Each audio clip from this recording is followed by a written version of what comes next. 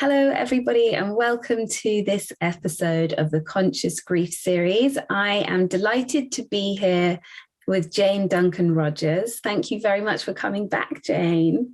Pleasure. It's a pleasure. Yeah. So we met in the first series, and I feel like what you have to share with the world is so fabulous. And I have been reading your books, and so I wanted to have you here again for people that haven't met you. Jane is a psychotherapist, a coach, and author of 2 books. You've done a TEDx talk, and you are you run the business of Before I Go Solutions, which is really, what we're going to talk about today. But it came organically, didn't it, through this book, which is Gifted by Grief, which was your very first book after your dear husband died. So maybe you'd like to just share a little bit about that to start with. Of course. Yeah. It has grown organically because I had no plans for doing what I'm doing right now at all. But then, of course, I didn't have any plans for my husband dying either. That definitely wasn't in our plans, but he did. And that was in 2011. And I always knew I would write about it because, I already had a blog going. I love writing, and that was a way of me processing everything. And I knew I would probably end up writing a book. I had written books before the internet. They're not for sale anymore, but so I knew that I liked doing this sort of thing. Anyway, I trusted myself enough to believe that I would literally wake up one morning and know when the time was right to start writing. And that actually is what happened. It was just like it is in novels. I did wake up and I started writing, and this is what produced Gifted by Grief. Now, by this time, I have to say, so this is about 2.5 years on after Philip had died. If I'd been given a book called Gifted by Grief fairly soon after he had died, I probably would not have wanted to know, because I didn't feel gifted by any of this. However, as time went on, I discovered some gifts. And what happened in terms of running the business that I'm now running, which was completely different. I thought I'd publish the book and I'd carry on doing coaching and maybe have 1 or 2 more counseling clients focusing on grief or bereavement. But actually what happened was that people they liked the chapter where I had talked about the questions that I'd asked him before he died. And these were things like, it was a few months before he actually died. And there were questions like, what kind of coffin do you want? And what are your passwords? And how do you want your body dressed? Really practical things. Even I can remember wanting to know, what on earth should I do about the car, which had been his, was his pride and joy. Therefore, he looked after it. I just drove it. And it was hard to ask those questions, but we did do it eventually, and we discovered that we actually had an okay time doing it. In fact, we had more than an okay time doing it. We had quite a good time doing it because it felt like we were doing something positive and creative, even though the subject was his end of life. But we could both see that I would benefit from this after he had died. And that's true, I did. And there was quite a lot of things we had not covered. Anyway, I responded to the people who said to me, I need to answer those questions too, once they'd read this chapter. And that's how Before I Go Solutions got started, because what we do now is we help people to make good end-of-life plans well in advance of them needing to be used, we hope. And we train people to be end-of-life plan facilitators, because we've discovered that actually this is not the easiest thing in the world to do. And it is a great gift for your family, so that they will not have to deal with all the kind of stuff that so many people have to deal with when nobody has prepared for their death and yet they die. So that's quite a long answer to your question. No, it's wonderful. I mean, I started to think in my head then about sort of sitting down with my sisters, for example, and having these conversations, because even like one of the things I was thinking of was like, what music would I play at their funeral? Because I haven't got that sort of really in my head about like what would be their song. That's obviously a very minute thing, but I also have thought many times like, oh, they need to know my passwords for things, you know, if I die. And how many passwords do we have now? Like incredible amounts of passwords and online banking and all of those things. Yeah. And which I know is what a lot of what you cover in Before. Yeah, it's true. We cover the things that people don't think about. Like you go into your computer or your phone every day, you don't even think about it, especially if you can just do it with a fingertip. And but what happens if you're suddenly not there one day? What do? What do the people coming after you do? Well, they don't get into your phone or your computer easily. I can tell you, it's not easy. It's not meant to be easy. And I know we're not supposed to tell other people our passwords, but it is a really good idea that somebody else, one other person, knows how to access everything. And if you aren't, by the way, using a password manager like 1Password or Dashlane or something like that, I really highly recommend that. Just Google them and find out, because then you only ever have to remember one yourself.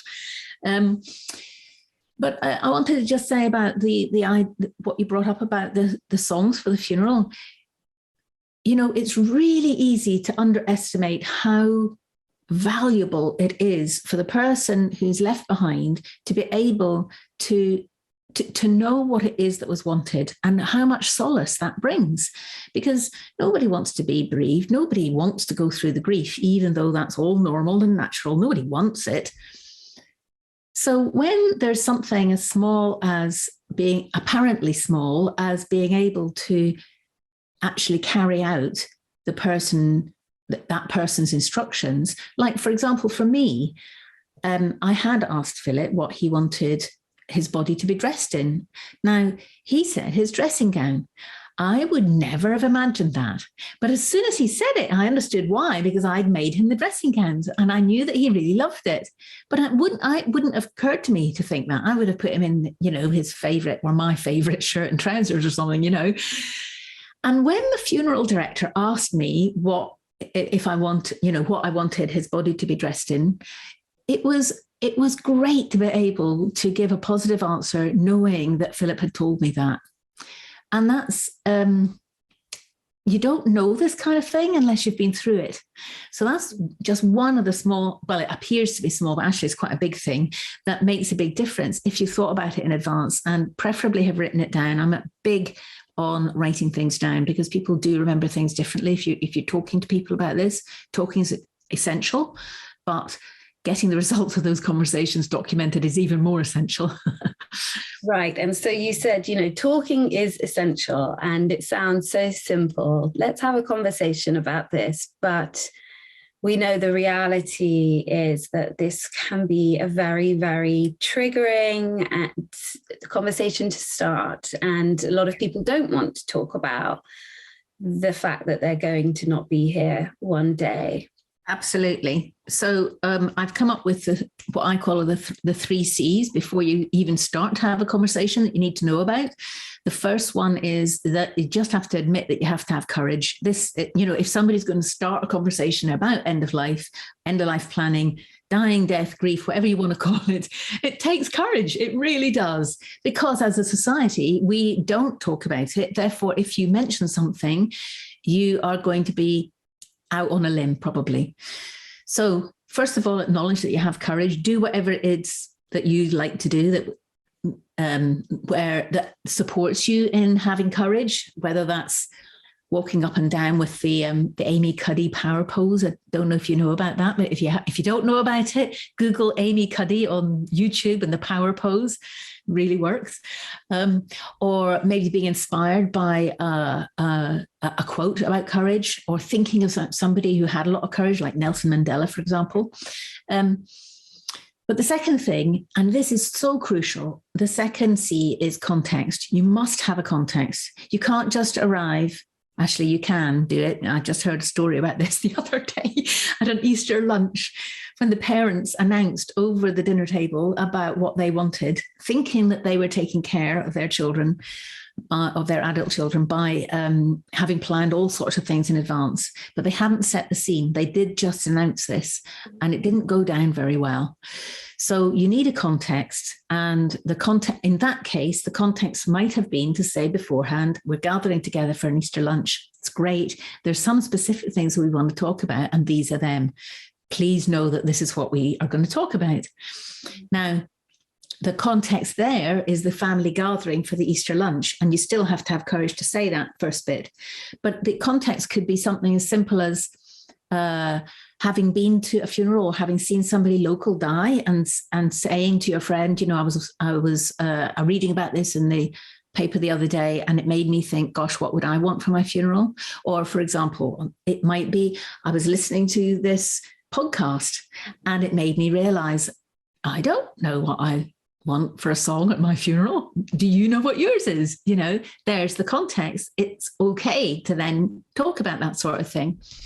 And then the third C is a chat, is C for chat. You're having a death chat. That's what I like to think about it as. I mean, people usually think that talking about this subject, you have to be all somber and funereal and, you know, black and gloomy, but honestly, you don't have to. And it especially when we're talking about it, let's say in theory, because yeah, we're all going to die, but we don't know when. So when you're talking about it, we're talking from the point of view that we know something is going to happen, but we don't have any reason to expect it's going to happen anytime soon. And if you are talking with somebody who has got some kind of life-threatening illness or some kind of situation like that, then even more important that you're talking about it. But the emphasis on it being a death chat is because you can be light with this subject, not light-hearted necessarily, but you can be light with it. You can treat it as something is normal, natural, and it will only come normal and natural if we all start talking about it a bit more. So if you have those 3 C's in mind, which I think is quite easy to remember, then that will help. But it starts with the first one, which is courage. You do have to have the courage. Right. So you train facilitators to help. Do you work with individuals, families? Mm-hmm. How does it work before I go solutions? Yeah, we train people to be what we call end-of-life plan facilitators. Now, that's different from what some people might have heard of, which is an end-of-life doula. An end-of-life doula is somebody who's trained to be a companion to somebody who is actually dying and to the family of that person. We don't do that at all. We are simply focusing on the practical things that need to be put in place beforehand. So most of our facilitators will be working individually or in groups or with families or with couples who are wanting to put things in place, but they're generally speaking, they're healthy. Now, the reason that we started doing this is because I discovered that despite people saying that they want to do their end-of-life plans, despite people saying, yes, I know this is a good idea, and we all know, for example, that doing a will is a good idea, but there's still nearly 60% of people in the UK, and it's similar in other countries, who haven't got a will. And that's one of the basic pieces, only one of the pieces, but it is a pretty important one. So we discovered that despite people saying they want to do this, they don't actually get around to it. You know, procrastination plays a big part. And that's where a facilitator comes in, a little bit like a coach. They will be there to help you think things through, to help you decide, to guide you to information that you maybe didn't know about that will help you make an informed decision, and then to hold you accountable to what you say you're going to do so that you actually get it done. And that's the whole point. Yeah. And I was thinking, in your years of doing this, have you seen some people kind of totally change their lives as a result of doing this? I think, well, there's 2 ways in which people can change. Mostly, quite often people will come to us, whether it's just to do an end-of-life plan or to be trained as a facilitator, feeling nervous and anxious about their own death, you know, and the thought of it is really, really scary. And the process, I don't exactly know how this works, but the process of going through all this practical stuff somehow addresses that, because they come out at the other end realizing that they no longer feel as scared. I mean, that's wonderful. The people who have trained with us, the ones who have been with us for longer, and we haven't been doing this for very long. I think it's only 4 years now, running a training, although I think we're on our 12th intake, about to take in our 12th intake. They are, some of them have made big changes in their lives so that they adapt what they're already offering as maybe a coach or a counselor or a funeral celebrant to include this. Others have made a complete change in direction in terms of what they were working as. If you're interested in this, you do need to know that you have to be a little bit of a maverick, because this is still pioneering stuff. Despite the pandemic and all these deaths and all this sort of stuff, people still tend to have their head in the sand about it. So we have to be willing to educate people. We have to be willing to plant seeds and then keep them watered before they come to fruition. So, and you have to be willing to do that. It is a commitment. There's no doubt about it. Yeah, because it's a very the deepest thing that you could be talking about. And I imagine that, some people could be thinking, I'm going to make some big changes actually in my life as a result of doing that training. Yeah. And like you say, it's always we can say we want to do something like this, but the tendency is to, again, as you say, procrastinate the whole time. And then we kind of get to that point where we think, oh my gosh, I wish I had done that. And I guess what you're really educating people is that if you have put these affairs in order, it's going to be so much easier for the people that you leave behind. That's true. It is. And that, of course, then is a very, very selfless act, because, when you're dead, you're not going to be around to hear their gratitude. But the thing is that if you do it now while you're still alive, and plenty of years, hopefully, to go, what you also find is that you receive the relief, the peace of mind that this brings, because you don't need to attend to it anymore, because there's quite a lot to a really good end of life plan, much more than people realize. But when you've thought things through and you've discussed it and you've annotated it, all you'll have to do after that for the rest of your life is review it, maybe once a year. Now, if you're not going to change very much, that's probably going to take you half an hour, something like that. I mean, we consistently find that people haven't realized how much of their energy has been taken up by having this as a low-lying anxiety that they haven't done a thing about in the background. Because when they do it, that disappears. So that's the benefit for the person doing it now. And of course, the benefits for those coming afterwards are incredible. And mainly because, maybe some, or at least a lot of your listeners will probably understand this, because if you've experienced grief, you know how hugely hard-hitting it is. And without having experienced that, the death of somebody close to you, you don't really know how it affects absolutely every aspect of your life. Now, imagine that, and then having to deal with the fact that somebody has done no will, or didn't put their house in order, or that you have no idea about what their bank accounts were, let alone how to get into them, or the mountains of stuff that there is left behind. And, I often say to people, just as you're listening to this, think about or look around your room, think about one of your rooms, and just think about all the stuff that's in it. Somebody's going to have to deal with that. And actually, there's a lot of that can be done about that beforehand. Like my mum died about 4 years ago, but way before, she had said to us 4 siblings, I want you to choose, each of you to choose 3 things. We'll put a white label on the bottom of whatever it is, or on the back of it, with your name on.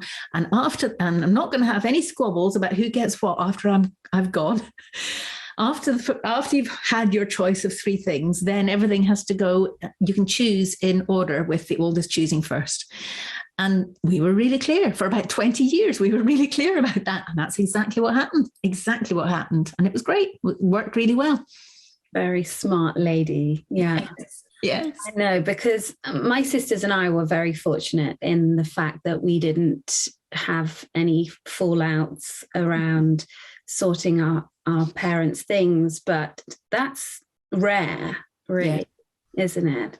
It is rare, yeah. And that's why I say it's really important to get something documented, because even if your mum or dad have told each of the siblings what they want, it's so easy to remember things differently. So easy. And really, even though you might be known as a family that gets on well with each other, it's surprising how many people in the throes of grief find that they end up having arguments or disputes or unpleasantness even, and you don't want that.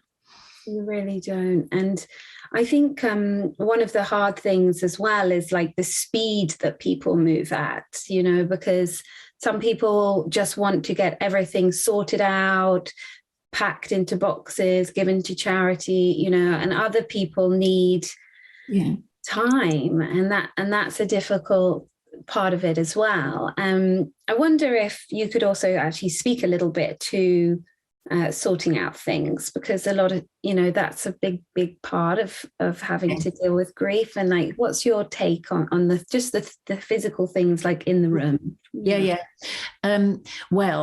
It's really easy to feel like you can't let go of anything, which means that you're going to be inundated for a long time, because that's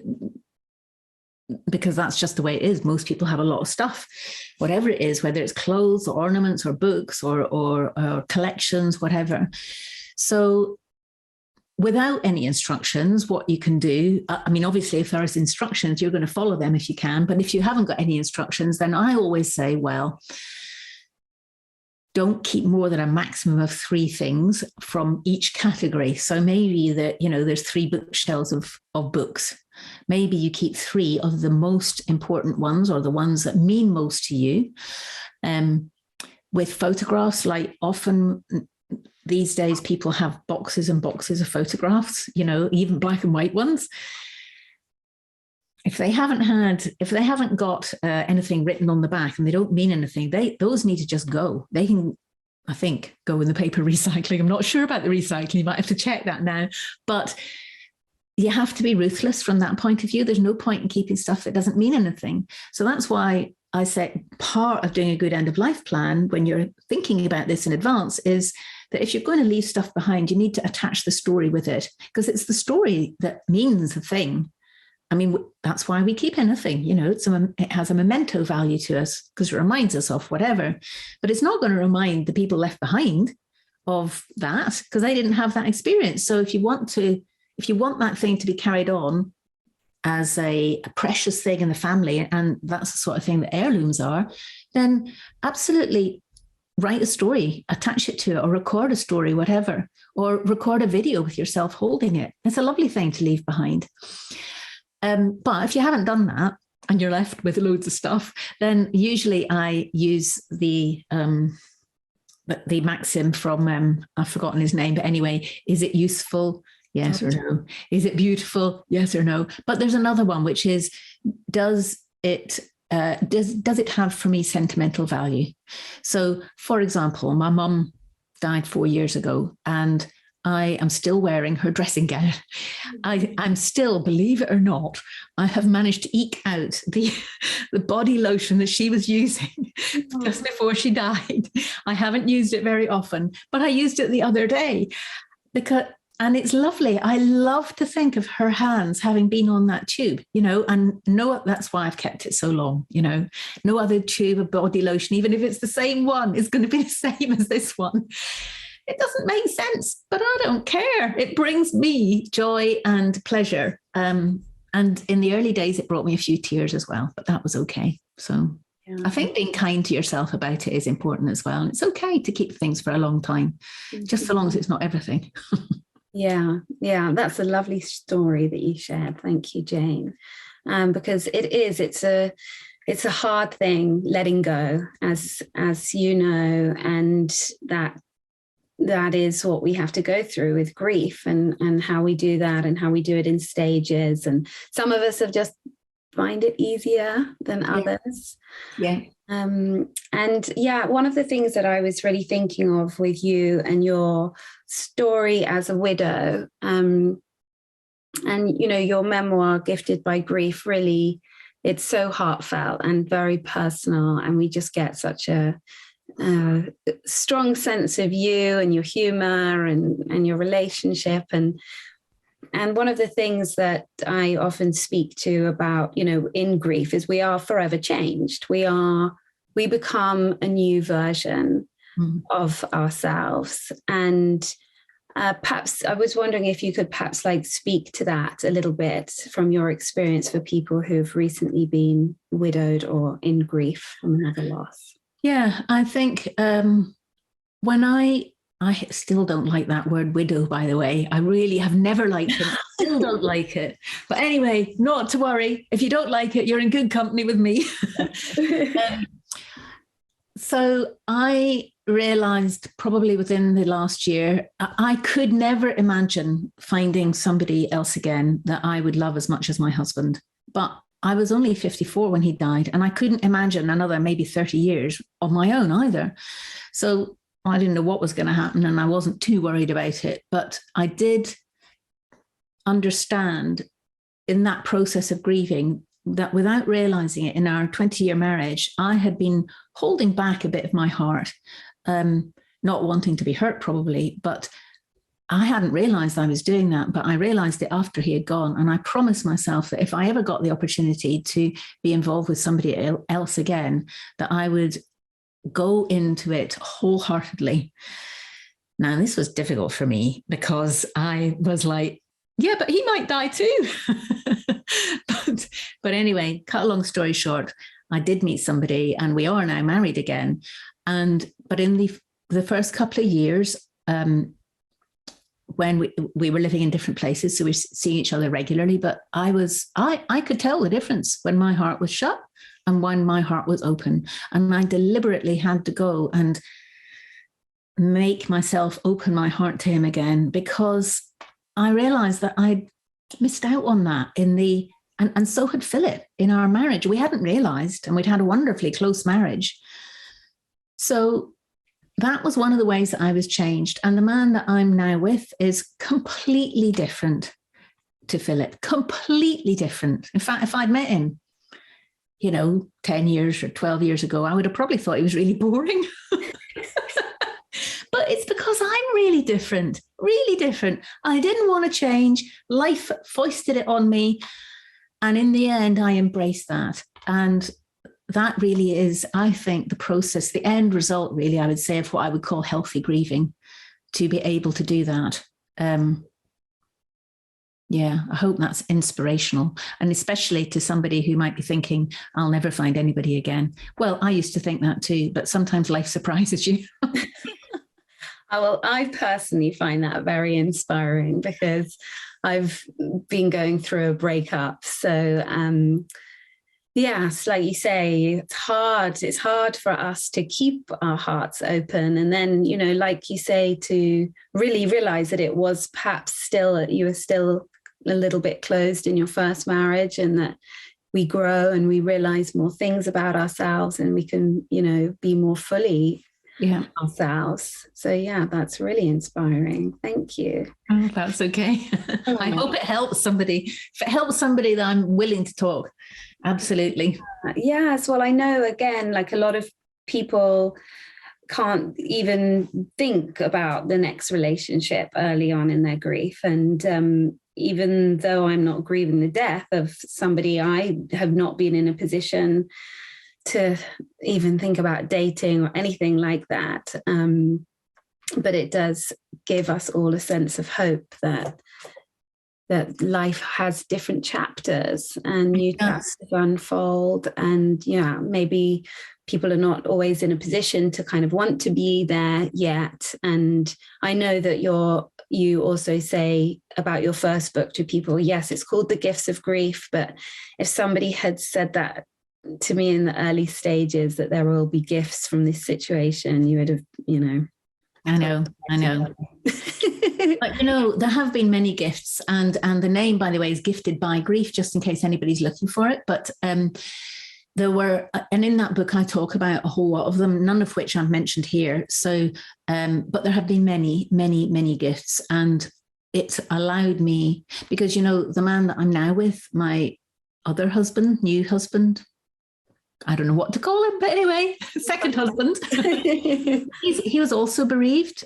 His wife had died. Now, I was not ready to meet anybody until I did, and but he processed his grief in a very different way. And I met him about 6 months or so after his wife had died, at which point I was like horrified, because 6 months is such a short time.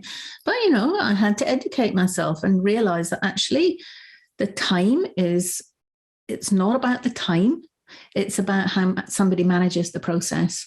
And he had managed it in a completely different way from me, completely different. So that was pretty humbling, because I discovered that I was pretty judgmental about it. But anyway. We are all unique, aren't we? We're all unique. Jane, is there anything else that you would like to share before we finish? I think just to come back to the gift that you can give somebody in terms of organizing yourself beforehand. If you're not sure what an end-of-life plan consists of, or whether or not you are doing well on that score or not, you can take a free quiz at my website. It's beforeigoquiz.com. You can go to that and you will discover in a few seconds the sorts of things that you need to have. And to really consider how you taking the time to plan in advance now could actually be one of the biggest gifts that you can possibly ever give anybody, even though you won't be around to appreciate it. Yeah, I like that, what you said before, that you won't be here to get a thank you. Isn't it so funny how we, you know, when we give something, we really do want that thank you back, but you will be thanked from the other side. And yes, and I also remember you saying how so many people make a birth plan. Yes. And we've got to make this death plan. We have to make this a common thing. Yes, that's right. Our mission is to have end-of-life plans be as commonplace as birth plans. So the more that we can spread the word, the better. And, you know, one person's end-of-life plan is going to be different from another person's, although there are common things, just like a birth plan. So, but, you know, I would love if we had a world where people were talking about this naturally and normally and taking action on it, then our organization wouldn't need to exist. And that would be wonderful. And also I was thinking how this is called the Conscious Grief series, and this is a very conscious thing to be doing. Yes, it is. Yeah, it's really conscious, because you have to face up to the fact that you're going to die. You are going to die. In fact, statistics show that 100% of us are going to die, believe it or not. But we don't want to face up to it. But actually, it's just like any fear. When you turn around and you face it, the fear in itself will dissipate, especially if you go through some of the processes that I've been talking about. And that's one of the wonderful gifts of both death and life and grief, actually. Yeah, quite right. Well, we will make sure we put links to your website under this. And also, you're going to do it was How Prepared Are You was the... How Prepared Are You is the name of the quiz. That's right. Yeah. Okay, so we'll put a link to that as well under here.